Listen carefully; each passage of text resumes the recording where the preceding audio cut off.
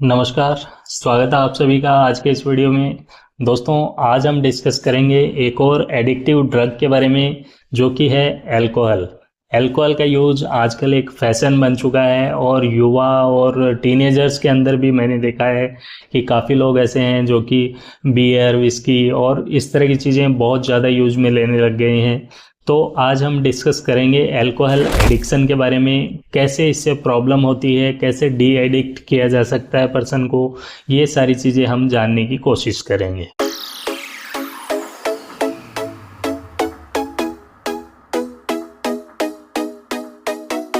तो सबसे पहले जो अल्कोहल कॉमनली यूज में लिया जाता है वो होता है इथाइल अल्कोहल। जब कभी भी पर्सन इथाइल अल्कोहल या फिर अल्कोहल का इंटेक करता है तो उसके अंदर एक एंजाइम होता है जिसको कि अल्कोहल डिहाइड्रोजिनेज कहा जाता है। ये एंजाइम इस इथाइल अल्कोहल को एल्डिहाइड में कन्वर्ट कर देता है। अब इस एल्डिहाइड को कन्वर्ट करने के लिए एक और एंजाइम होता है बॉडी के अंदर जिसको कहते हैं एल्डिहाइड डिहाइड्रोजिनेज, और ये इस एल्डिहाइड को एसिड में कन्वर्ट कर देता है, एसिटिक एसिड में बदल देता है। अब जब कभी भी पर्सन जो है, मान लो कि ड्रिंक कर रहा है, बहुत ज़्यादा उसने नहीं पी है, 2 3 4 पैक जो भी हैं उसने ले लिए, ज़्यादातर लोगों के अंदर कोई दिक्कत नहीं होती है। आपने देखा होगा कि कुछ लोग वॉमिटिंग वगैरह करने लग जाते हैं ओवर होने के बाद। लोग बोलते हैं ज़्यादा चढ़ गई, इसलिए बहुत ज़्यादा वॉमिटिंग वगैरह होने लग जाती है। ऐसा क्यों होता है? ऐसा इसलिए होता है कि ये जो एसिटिक एसिड बना है ये हमारी बॉडी के अंदर कोई दिक्कत नहीं करता है, बट जो एल्डिहाइड बना था बीच में, वो एल्डिहाइड दिक्कत कर सकता है। अब बॉडी के अंदर जो एल्डिहाइड बनता है वो बहुत ही थोड़े टाइम के लिए बनता है, उसको तुरंत बॉडी एसिटिक एसिड में कन्वर्ट कर देती है। लेकिन जब कभी भी आप शॉर्ट टर्म के अंदर बहुत ज़्यादा पीते हैं, यानी कि 5 मिनट के अंदर ही आपने 3 4 पैक घटक लिए, तो ऐसी कंडीशन के अंदर क्या होता है कि एसिटिक एसिड नहीं बन पाता है, एल्डिहाइड ही स्टोर होने लगता है, या फिर एल्डिहाइड का अमाउंट जो है वो बढ़ जाता है, एसिटिक एसिड के अंदर उसका कन्वर्जन नहीं होता है। तो ये जो एल्डिहाइड बना है, एसिटेल्डिहाइड बन गया है, ये वॉमिटिंग वगैरह के लिए जिम्मेदार होता है। अब इस कॉन्सेप्ट को अल्कोहल छुड़वाने के लिए भी काम में लिया जाता है। इसके लिए डाइसल्फिराम नाम की एक दवाई आती है। ये क्या करती है कि एसिटेल्डिहाइड को एसिटिक एसिड के अंदर कन्वर्ट नहीं होने देती है। तो इसकी वजह से क्या होता है कि एल्डिहाइड का अमाउंट बॉडी में ज़्यादा होता है और पर्सन को तुरंत क्या घबराहट महसूस होती है, बेचैनी हो जाती है, उल्टी होने लगती है, हेडेक होने लगता है, फ्लशिंग वगैरह हो जाती है।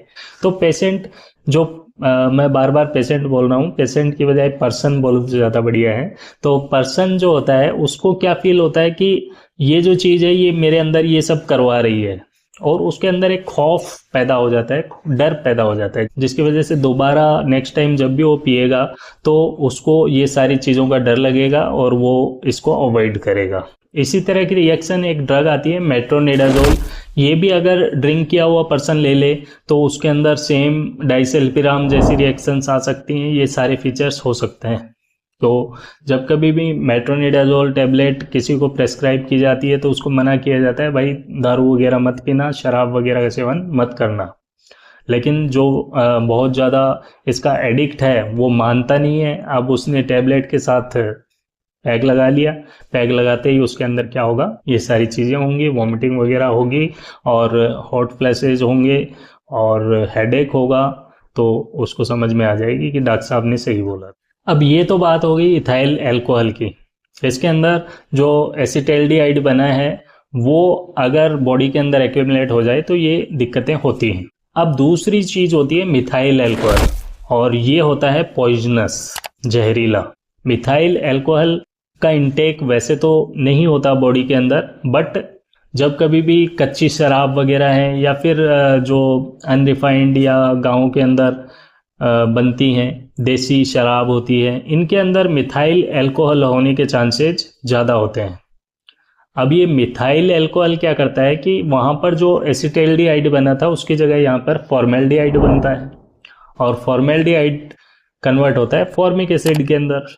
और ये दोनों ही जो चीज़ें हैं, फॉर्मेल्डिहाइड और फॉर्मिक एसिड, ये पर्सन के अंदर ब्लाइंडनेस करवा सकती हैं, अंधा कर सकती हैं उसको। तो अगर जो कोई पर्सन ऐसा है जो कि देसी शराब या फिर कच्ची शराब ज़्यादा यूज में लेता है तो उसके अंदर अंधा होने के चांसेस बढ़ जाते हैं। एक चीज़ होती है इथाइलिन ग्लाइकोल, ये भी एक तरह का एल्कोहल ही है। और ये क्या होता है कि पेंट इंडस्ट्रीज के अंदर काम में आता है, जो कि पेंट वगैरह के अंदर सॉल्वेंट के फॉर्म में काम में लिया जाता है। अब इसकी जो टॉक्सिसिटी है वो ऐसे होती है कि जो पर्सन्स मान लो कि पेंट इंडस्ट्रीज वगैरह के अंदर काम करते हैं तो उनके अंदर इसका इंटेक बढ़ने के चांसेस बढ़ जाते हैं। और ऐसे पर्सन्स के अंदर कैल्शियम ऑक्जेलेट के क्रिस्टल्स बढ़ जाते हैं। यूरिन के अंदर कैल्शियम ऑक्जेलेट के क्रिस्टल्स मिलते हैं, ऑक्जेलेट क्रिस्टल्स मिलते हैं। साथ ही मेटाबॉलिक एसिडोसिस देखने को मिलता है। तो दोस्तों, अल्कोहल एक बहुत ही बुरी लत है, इसको आपको छोड़ना चाहिए। अल्कोहल की 3 चीज़ें मैंने आपको बताई हैं, इथाइल अल्कोहल, मिथाइल अल्कोहल और इथाइलिन ग्लाइकोल। तीनों ही टॉक्सिक हो सकते हैं, तीनों से आपको बचना चाहिए।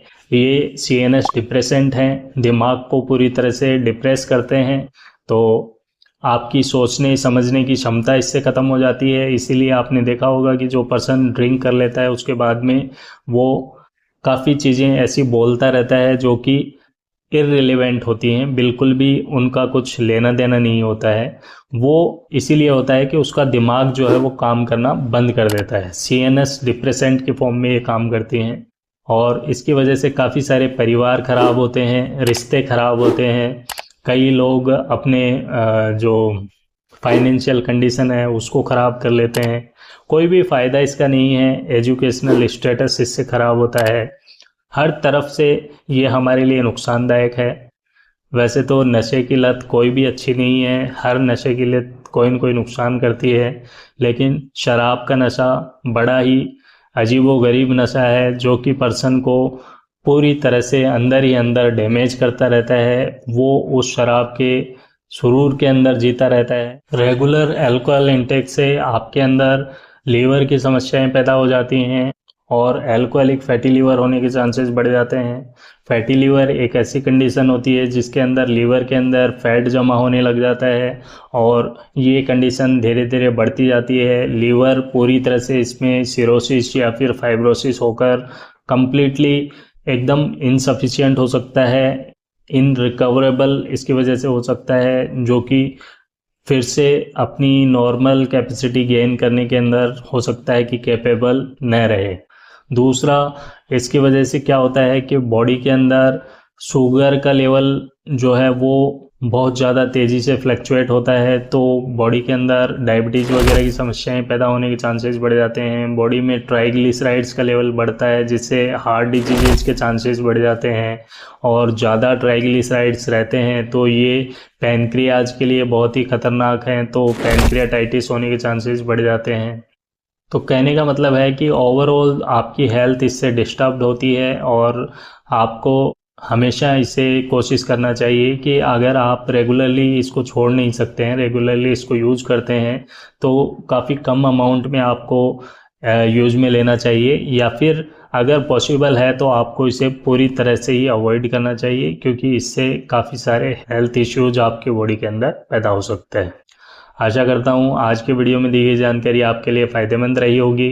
कमेंट बॉक्स में कमेंट करके ज़रूर बताइए। स्वस्थ रहिए, हंसते रहिए, हर दिन कुछ ना कुछ नया सीखते रहिए। इसी के साथ आज की वीडियो को यहीं ख़त्म करते हैं। मिलते हैं नेक्स्ट वीडियो में एक नए टॉपिक के साथ। तब तक ध्यान रखिए अपना और अपनों का। धन्यवाद।